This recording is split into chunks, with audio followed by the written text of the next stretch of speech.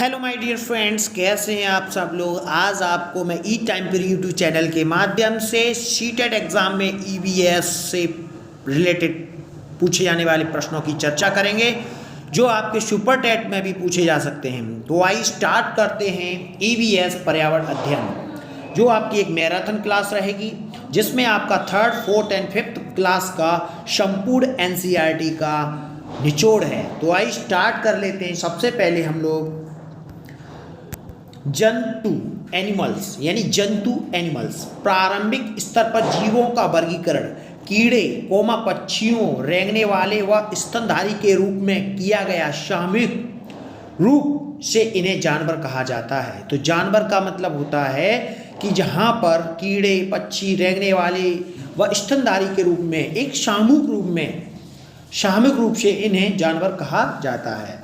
पक्षियों द्वारा बनाए जाने वाले घोंसले, तो पक्षियों द्वारा बनाए जाने वाले जो घोंसले हैं उनमें से एक क्वेश्चन जरूर पूछा जाता है। जैसे इंडियन रॉबिन बर्ड है जिसको हम लोग कलचिड़ी के नाम से भी जानते हैं। तो इंडियन रॉबिन जो है उसे हम कलचिड़ी के नाम से भी जानते हैं। यह अपना घोंसला पत्थरों के बीच मुलायम घोंसला बनाती है जिसमें आपकी टहनी, जड़ें, ऊन, बाल, रुई ये सब चीज़ उनके घोंसलों में मिलेंगी। तो जो रॉबिन है, इंडियन रॉबिन है, उसकी प्रश्न पूछ लिया जा सकता है कि इंडियन रॉबिन बर्ड या कलचिड़ी के घोंसले में निम्नलिखित में से कौन सी चीज़ें होती हैं। तो टहनी है, जड़ें हैं, ऊन है, बाल है, रुई है आदि। इस टाइप से कौवा का क्या है भैया, क्रो, यानी यह अपना घोंसला पेड़ की सबसे ऊंची डाली पर बनाता है। यह अपना घोंसला पेड़ की सबसे ऊंची डाली पर बनाता है। कौवे के घोंसले में लोहे के तार और टहनियाँ मिलती हैं। तो लोहे के तार और टहनियाँ किसके घोंसले में मिलती हैं? कौवे के घोंसले में कोयले अंडे देती है। देखो क्या प्रश्न है, इंपॉर्टेंट है कि कौवे के घोंसले में कोयल अंडा देती है, तभी तो बोला जाता है कि कोयल बहुत चालाक होती है। कौवे के घोंसले में कोयल अंडा देती है तो उसकी रखवाली भी कौवा करता है। उसे लगता है कि भैया ये मेरा अंडा है, उसे नहीं पता होता है कि ये अंडा किसी और का है, मैं रखवाली क्यों कर रहा हूँ। तो देखो कोयल बहुत ही ज़्यादा क्लेवर होती है। नेक्स्ट है आपका कि दार्जिलिंग चिड़िया यानी जो दार्जिलिंग चिड़िया है वह अपनी नुकीली चोंच से पत्तों में छेद कर सीकर घोंसला बना लेती है।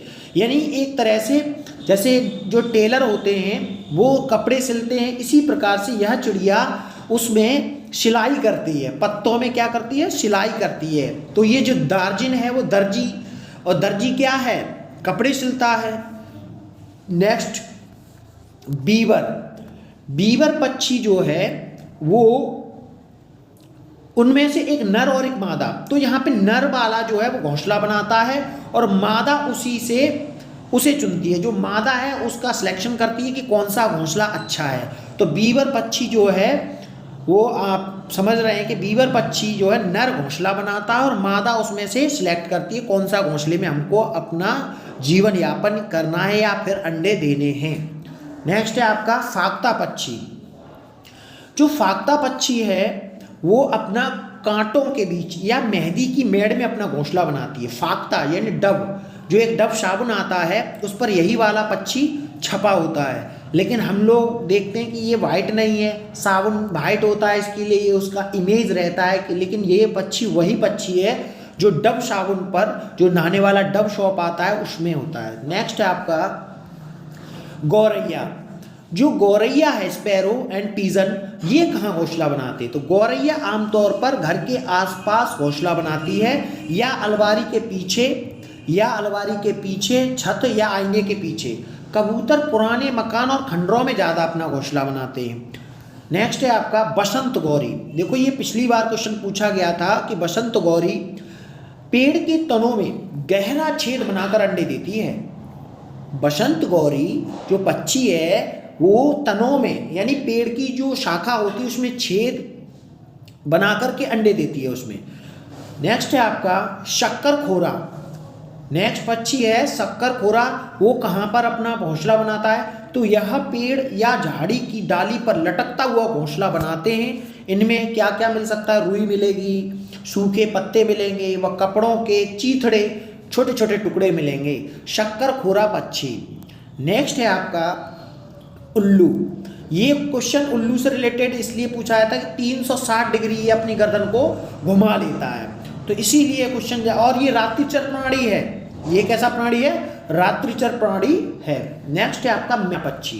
देखो मैना है, एक तोता है, एक मैना है। तोता मैना की कहानी पुरानी हो गई, तो यहाँ से क्वेश्चन बन जाता है मैना पक्षी। तो मैना जो है वो रेगिस्तान में मैना चिड़िया पाई जाती है, रेगिस्तान में। और रेगिस्तान में जो मैना पक्षी पाया जाता है अपनी गर्दन को झटके से आगे पीछे करता है, झटके से आगे पीछे। तो इसमें ये प्रश्न कैसे पूछता है कि निम्नलिखित में से वह कौन सा पक्षी है जो अपनी गर्दन को झटके से आगे पीछे करता है? तो उत्तर हो जाएगा उसका मैना। क्या हो जाएगा? मैना। नेक्स्ट है आपका बगुला पक्षी। नेक्स्ट है आपका हेरन्स बर्ड जो है बगुला पक्षी। ये क्या करता है? देखो ये बहुत बढ़िया काम करता है कि बगुला भैंस पर बैठकर कीड़ों को खाता है। इसी को बोलते हैं सहजीवन। क्या बोलते हैं? सहजीवन। यानी बगुले को तो भोजन मिल गया और भैंस की जो खुजली मच रही थी, कीड़े उस पर लगे हुए थे, तो उसको भी खुजली से आराम मिल गया। तो भैंस को कीड़ों से छुटकारा मिलता है और बगुलों को भोजन मिल जाता है। इसी को बोला जाता है सहजीवन। नेक्स्ट है आपका, अब यहाँ से एक क्वेश्चन पूछ लिया जाता है, जैसे इसमें लिखा है कि निम्नलिखित में से दिए गए पक्षी में कौन सा पक्षी झटके से अपनी गर्दन को पीछे करता है? तो देखो मैंने अभी कहा मैना। कौन सा? मैना पक्षी जो है वो अपनी गर्दन को झटके से आगे पीछे करती है। नेक्स्ट है आपका नीचे दिए गए पक्षियों की कौन सी प्रजाति झटके से अपनी गर्दन को आगे पीछे करती है? आंसर मैना डबल आ गया है। नेक्स्ट है आपका पक्षी में कौन काफी हद तक अपनी गर्दन को पीछे घुमा सकता है? तो मैंने बोला ना 360 डिग्री, यानी पूरा गोल घुमा लेता है अपनी गर्दन को, उसका नाम है उल्लू। कौन सा पक्षी है?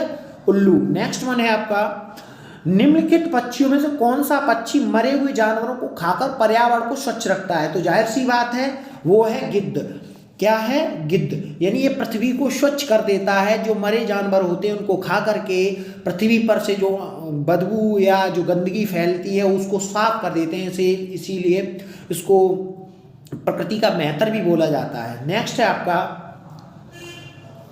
नेक्स्ट है निम्नलिखित में कौन सा पक्षी पेड़ों के तनों में छेद करके छिपे कीड़ों को खाता है? तो आपको पता होना चाहिए कठफोड़वा चिड़िया। कौन सा है? ऑप्शन हो जाएगा कठफोड़वा चिड़िया।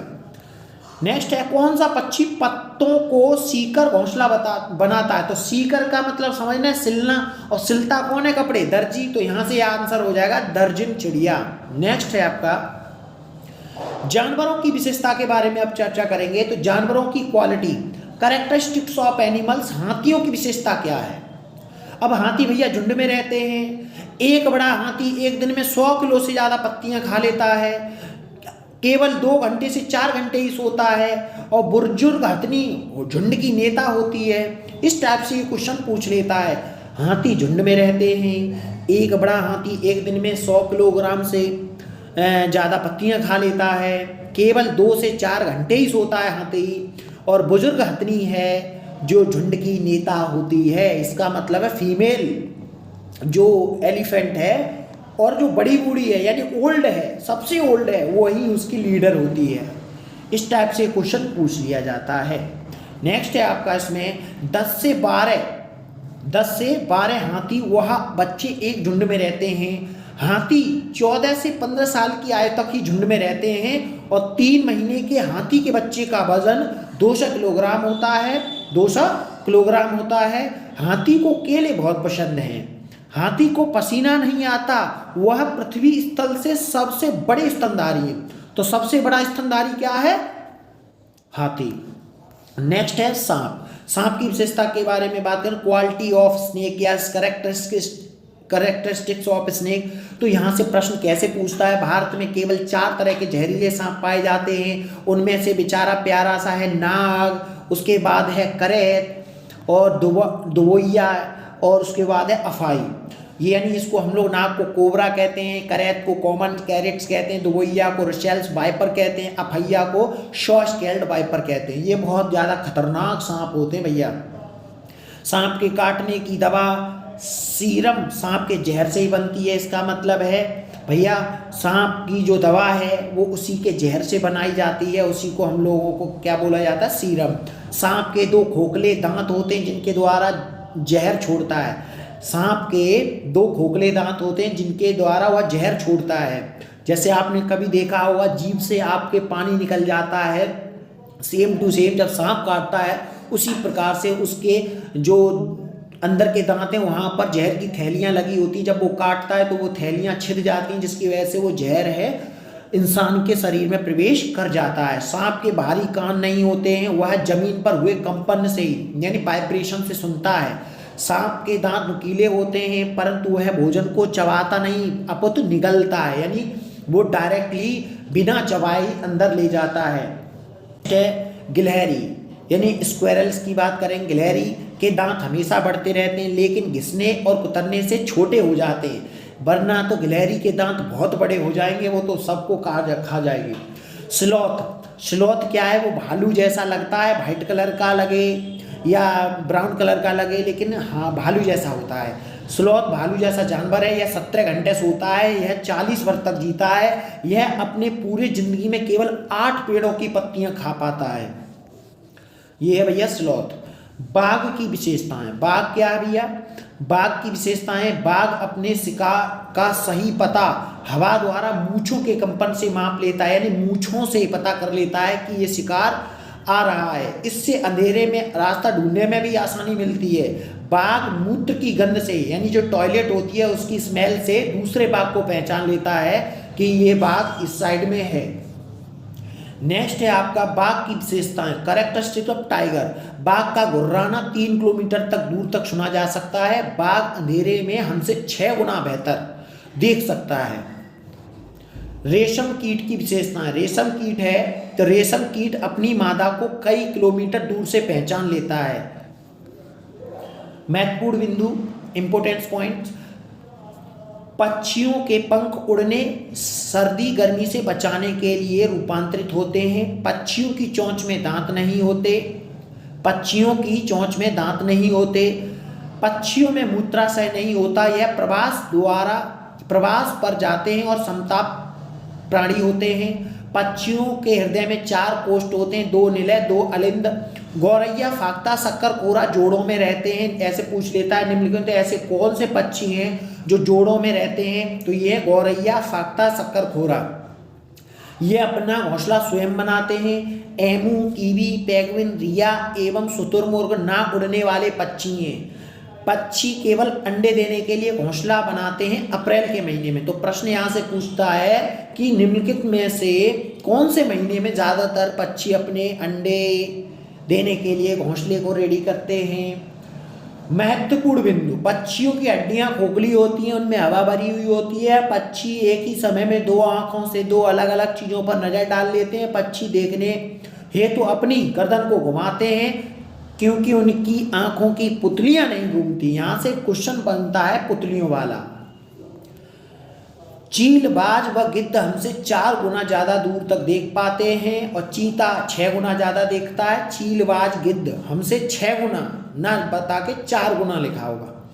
रात में जागने वाले जानवर हर चीज़ को सफ़ेद व काली दिखते हैं। यहाँ से भी ये क्वेश्चन बनता है सफ़ेद व काली।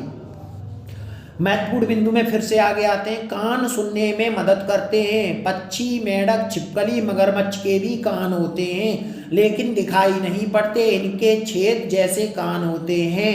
अंडे देने वाले जीव अंडे कहलाते हैं। जैसे मछली, मेंढक, सरीसृप और पक्षी, इन जीवों के कान दिखाई नहीं पड़ते, वह शरीर पर बाल नहीं रखते।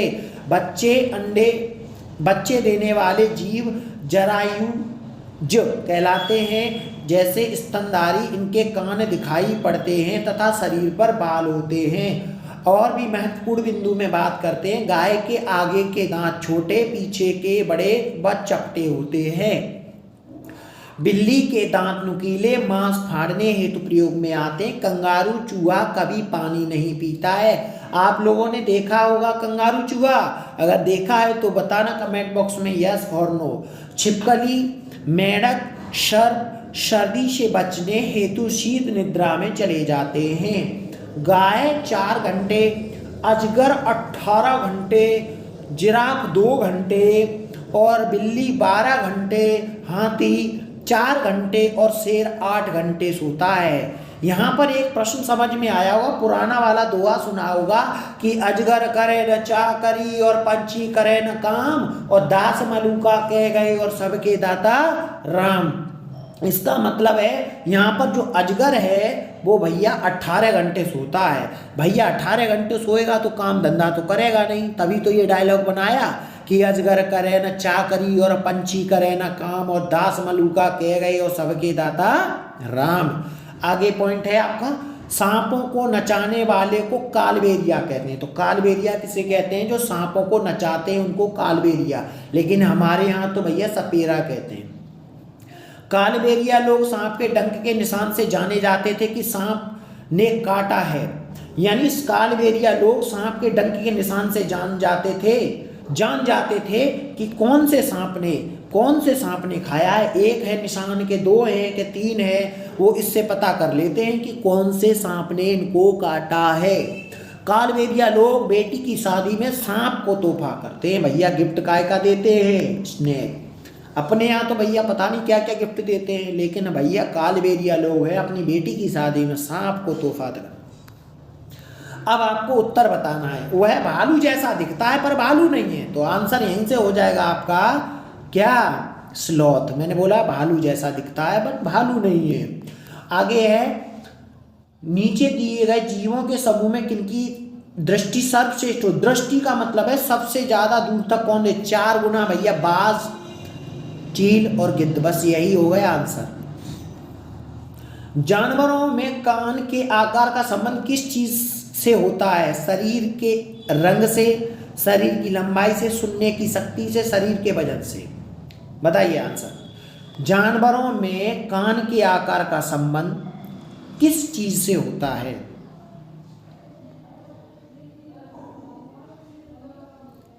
शरीर की लंबाई। इसे चेक कर लेना, फिर भी कंफ्यूजन में हूं मैं थोड़ा। नेक्स्ट है, पक्षी अपनी गर्दन बहुत अधिक हिलाते हैं, इसका कारण है कि?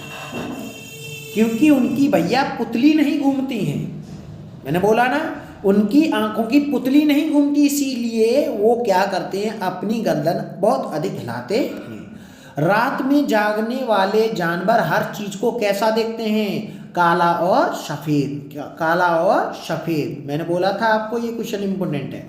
निम्नलिखित में से किस जीव के दोनों कान बाहर की ओर आवाज इकट्ठा करने के लिए अलग अलग दिशाओं में बहुत ज्यादा घूम जाते हैं? तो कौन हो सकता है? इसका आंसर बाघ हो सकता है। कमेंट बॉक्स में बताना भैया इसका राइट आंसर क्या हो सकता है। निम्नलिखित में से कौन अपनी मादा साथी को केवल उसकी गंध से कई किलोमीटर दूर से ही पहचान लेता है? कौन? रेशम का कीड़ा। अब यहां लिखा है कई किलोमीटर, किलोमीटर लिखा है, इसका मतलब हो गया बाघ। अगर पास का होता तो रेशम का कीड़ा हो जाता। स्कूल जाने के संसाधन, स्कूल गोइंग रिसोर्सेज। बांस से बना पुल कहाँ मिलेंगे? बांस से बना पुल बता सकते हैं आप? हमारे यहाँ बारिश बहुत होती है, कभी कभी तो चारों तरफ घुटनों तक पानी भर जाता है, फिर भी हम स्कूल जाने से नहीं रुकते। एक हाथ में किताबें उठाते और दूसरे हाथ से बांस को पकड़ते हुए हम जल्दी जल्दी पुल को पार कर जाते हैं। टोली से भी स्कूल पहुंचने के लिए हमें रोज नदी पार करनी होती है। खूब चौड़ी और गहरी नदी, नदी के पार जाती हुई मजबूत लोहे की रस्सी होती है। यह दोनों तरफ से भारी पत्थरों या पेड़ों से कसी होती है। ट्रॉली पुल की मदद से इस रस्सी द्वारा सरकती हुए हम स्कूल पहुंचते हैं। ऐसा आपने उत्तराखंड में देखा होगा, जो उड़ खटोले हैं, जो आज की टेक्निक के अकॉर्डिंग हैं।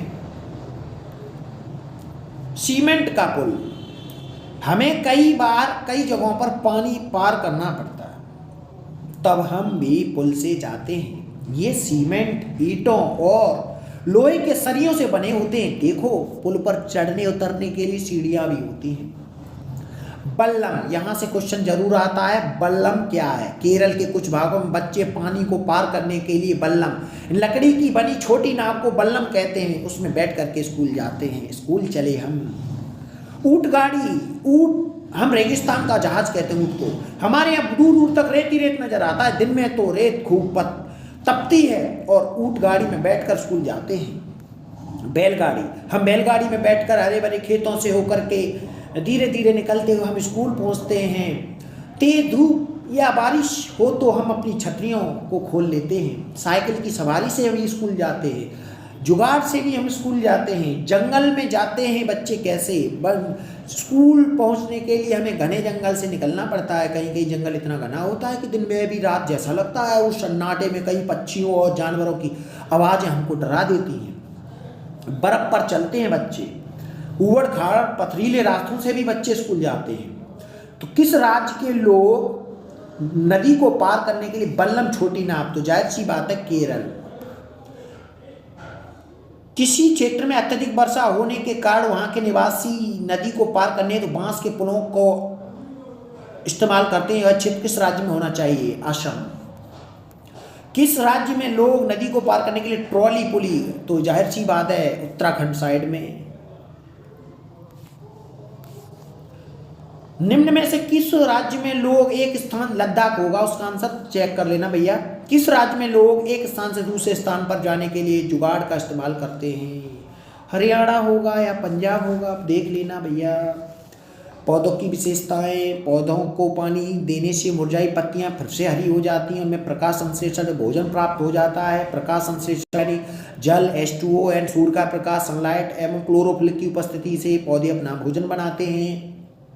पत्तियों में जो हरा रंग है वो क्लोरोफिल की उपस्थिति के कारण होता है। पौधे ऑक्सीजन व कार्बन डाइऑक्साइड दोनों का निष्कासन करते हैं।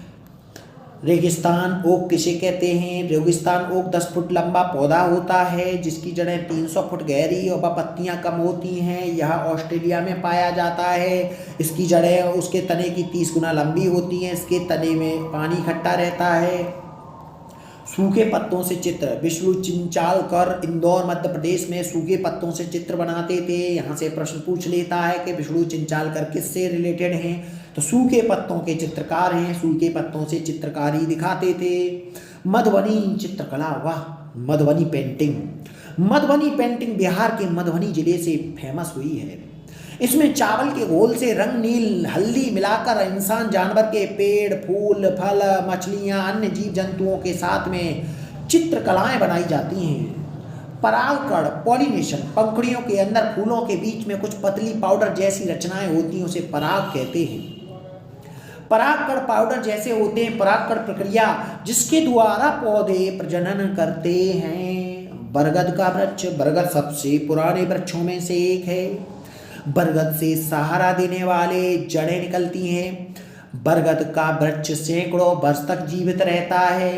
आप लोग बरगद के बारे में जानते होंगे, जितना बड़ा पेड़ उतना छोटा बीज। क्या है? टेक्निक ऑफ द प्रकृति।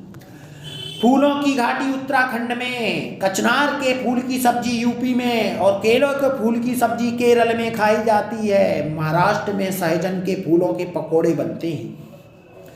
दवा में प्रयोग होने वाले फूल गुलाब, केसर, अजवाइन, सर्पगंधा, अर्जुन आदि प्रकार के पौधे, पेड़, इनको हम लोग दवा के रूप में प्रयोग करते हैं। इत्र व कवेड़ा, तो कवेड़ा लिखा है ना, केवड़ा भी बोलते हैं। चमेली व गुलाब से बनते हैं। उत्तर प्रदेश का कन्नौज जिला इत्र के लिए बहुत मशहूर है। इत्र बोले तो आपका सेंट, सेंट बोले तो सुगंधित युक्त रस, मरकंद, शहद। इत्र फूलों का शुद्ध अर्थ होता है। तो यहां अर्थ लिखा है, अर्क होता है। यह आश्वन विधि द्वारा बनाया जाता है। रात में खिलने वाले फूल सदैव सुगंधित होते हैं, जैसे रात की रानी, लिली, कुमुदनी। नीम की कर व खेजड़ी वृक्ष में कीड़ा नहीं लगता है, इसीलिए नीम को औषधियों का पेड़ कहा जाता है। गुलाब जल व ग्लिसरीन और नींबू के रस में, गुलाब जल और ग्लिसरीन और नींबू को रस मिलाए लो आराम से, सर्दी में लगाए लो त्वचा फटवे से बचती है। पीपल का पौधा मकान की दीवार पर उगाता है। पेड़ों को केरल को मसालों का राज्य कहते हैं। वहाँ पर लौंग हुआ, इलायची हुआ, काली मिर्च हुई, दक्कन मिर्च हुई, आपकी वहाँ पर मसालों की खेती होती है। खेजड़ी वृक्ष 1731 ईस्वी में राजस्थान के जोधपुर में अमृता देवी बिश्नोई ने खेजड़ी गांव में खेजड़ी वृक्षों को बचाने के लिए 363 महिलाओं के साथ में स्वयं का बलिदान दिया था। ये वृक्षों के बहुत प्रेमी थे। इन्होंने वृक्षों को बचाने के लिए अपने जीवन की आहुति देने के लिए आंदोलन लड़ा। भारत सरकार ने इनके सम्मान में अमृता देवी वन्य जीव संरक्षण राष्ट्रीय पुरस्कार शुरू किया। इनकी छाल दवा के काम में आती है। इनकी लकड़ी में कीड़ा नहीं लगता। इनकी फलियों की सब्जी बनाई जाती है। पेड़ व जानवर हमारे बिना नहीं रह सकते, पर हम उनके बिना नहीं। पेड़ और जानवर हमारे बिना रह सकते हैं, पर हम उनके बिना नहीं रह सकते। यह खेजड़ी गांव के लोगों का डायलॉग था। बीजों का प्रकीर्णन, डिस्पर्शन ऑफ सीड्स। बीजों का प्रकीर्णन हवा, जल और जीवों के द्वारा होता है। देखा होगा कि गर्मियों के दिनों में हवा बीजों को उड़ा ले जाती है और दूसरी जगह जा करके वह बीज उगाते हैं। बीजों का प्रकीर्णन हवा के द्वारा हो गया। जल के द्वारा बीज उड़ करके कहाँ चले जाते हैं? जल में, और जल में उगाते हैं। और जीवों द्वारा कोई पक्षी है, कोई जानवर है, खा करके अपनी बीट को कहीं भी कर देता है, वहाँ पर वो पौधे बाद में उगाते हैं। सोयाबीन की फलियाँ पककर सूख जाती हैं, छिटक कर बीज बिखर जाते हैं। कौन लाया? तो यहाँ से प्रश्न एक अवश्य आता है, कौन लाया? Who brought the vegetable? पुर्तगाली लोग लाए मिर्ची को, दक्षिण अमेरिका से लाए थे। पुर्तगाली लोग लाए थे मिर्ची को, कहाँ से? अमेरिका से। भिंडी अफ्रीका से आई। भिंडी है बड़ी फीकी, कहाँ से आई है? अफ्रीकी। गोभी मटर यूरोप से लाओ। गोभी और मटर को खेत में रोप दो। गोभी और मटर को खेत में रोप दो, यूरोप से आई है। चाय असम की शाम में पियो। चाय असम की शाम में पियो। सोयाबीन चीन से लाओ। सोयाबीन बजारा चीन। सोयाबीन बजारा चीन। कौन लाया? बैगन मूली सेम करेला पालक मेथी आम। बैगन मूली सेम करेला पालक मेथी आम संतरा बेर केला है इंडियन। थ्रेशर, दाने को बाली से अलग करने के लिए थ्रेशर का प्रयोग करते हैं, थ्रेशिंग करते हैं। जब फसल कटने के बाद में जो दाना निकालते हैं उस फसल से, उसे थ्रेशिंग कहते हैं। और जो भैया हम गेहूं होता है उसको फटकते हैं, उसका विनोविंग करते हैं। दाने को भूस से अलग करने की प्रक्रिया को निष्पावन कहते हैं, निष्पवान कहते हैं। कीटहारी पौधा नेफेंथीज कीटहारी पौधा है। यह इंडोनेशिया और भारत के मेघालय में पाया जाता है। यूट्राकलिया, ड्रोरा, बेनश, फ्लाई ट्रैप भी कीटहारी पौधे हैं। और इसमें घटपर्डी पिक्चर प्लांट भी एक कीटहारी पौधा है, जो अक्सर करके पूछ लिया है। वेलक्रो, आप लोगों ने देखा होगा जूतों में जो चिपकाने वाला वो वेलक्रो लगा होता है। इसका आविष्कार जॉर्ज मेस्ट्रल ने 1948 में किया। उन्होंने बीज के हुक पर कुत्ते पर बीज चिपके देखकर किया था। महत्वपूर्ण बिंदु बात, प्याज जुलाई में उगाई जाती है। विलुप्त पौधे, डायनासोर और डोडो नाम का पक्षी विलुप्त प्रजाति हैं। क्रोटन नामक पौधे द्वारा यह पता कर कि पौधों की सिंचाई कब करनी है। केरल, तमिलनाडु, कर्नाटक इडली डोसा चावल केरल, तमिलनाडु व कर्नाटक में इडली डोसा चावल, और केरल में टेपिओका। हांगकांग में सांप का व्यंजन खाया जाता है जिसे लिंग हैफून भी कहते हैं। नेफेंथीज एक ऐसा पौधा है जो मेढकों, कीड़े मकोड़ों, चूहों, छोटे जीवों को अपने अंदर फांस कर खा जाता है। यह पौधा कहाँ पाया जाता है? असम में, मेघालय में, अरुणाचल प्रदेश में, उड़ीसा में। कमेंट बॉक्स में कमेंट करें। हमारे देश में भोजन के लिए बंद गोभी, मटर रोप दो। यूरोप आंसर हो गया। आज हम मिर्च के बिना नहीं रह सकते। तो ये कहाँ से आई है? दक्षिण अमेरिका। नेफंतीज वाला क्वेश्चन यहाँ से बन गया है। असम के मकान, हमारे घर जमीन से लगभग 10 से 12 फुट ऊंचे बने होते हैं। इन्हें मजबूत बांस के खम्भों से बनाते हैं। यह घर अंदर से भी लकड़ी के बने होते हैं। मनाली के मकान कैसे होते हैं? मनाली जो एक पहाड़ी इलाका है, हमारे यहाँ भी बारिश बहुत होती है और बर्फ़ भी पड़ती है। हमारे मकान पत्थर व लकड़ी से बने होते हैं। लेह के मकान के नीचे की मंजिल खिड़की नहीं होती है। छत को मजबूत करने के लिए पेड़ों के मोटे तनों का प्रयोग किया जाता है।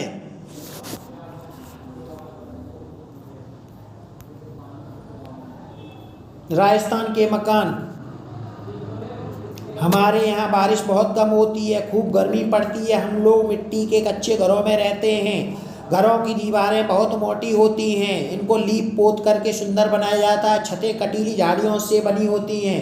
कश्मीर के मकान, कश्मीर में शिकारा घूमने हेतु तथा हाउस बोट टूरिस्ट प्रयोग किया जाता है। हाउस बोट 80 फुट लंबाई व 8 से 9 फुट चौड़ाई के होते हैं। डल लेक में झेलम नदी के दोनों श्रीनगर में है। हाउस बोट में खास डिजाइन बना होता है जिसे खत्म बंद कहते हैं। जम्मू कश्मीर में मकान की खिड़कियां बाहर की ओर उभरी हुई होती हैं। इनको डब कहते हैं। दिल्ली के मकान, दिल्ली भारत की राजधानी है। दिल्ली में ऊंची ऊंची इमारतें व ऊंचे मकान होते हैं। बकरवाल लोगों के मकान, बकरवाल लोग लकड़ी व मिट्टी के घरों में रहते हैं। ये बकरियां चराते हैं। गोबर से जमीन की पुताई करने से मिट्टी में कीड़ा नहीं लगता है। सोना गांव हरियाणा में है। सोना से दिल्ली के बीच गुड़गांव शहर स्थित है। डेरा गाजी खान पाकिस्तान में है। बर्फ से बने घर को इग्लू कहते हैं।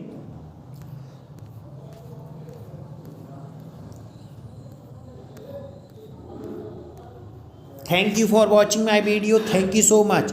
आप लोगों को मेरी वीडियो अगर अच्छी लगी हो तो मेरे चैनल को सब्सक्राइब और लाइक करना न भूलें। मैं आप लोगों के लिए टाइम वेस्ट ना हो, समय बचाने के उद्देश्य से कंटिन्यूसली स्पीकिंग करता हूँ, जिससे आपको समय बचने में हेल्प हो और आपका जो सीटेट और ईवीएस तैयार हो जाए। Thank you watching my video. Thank you so much.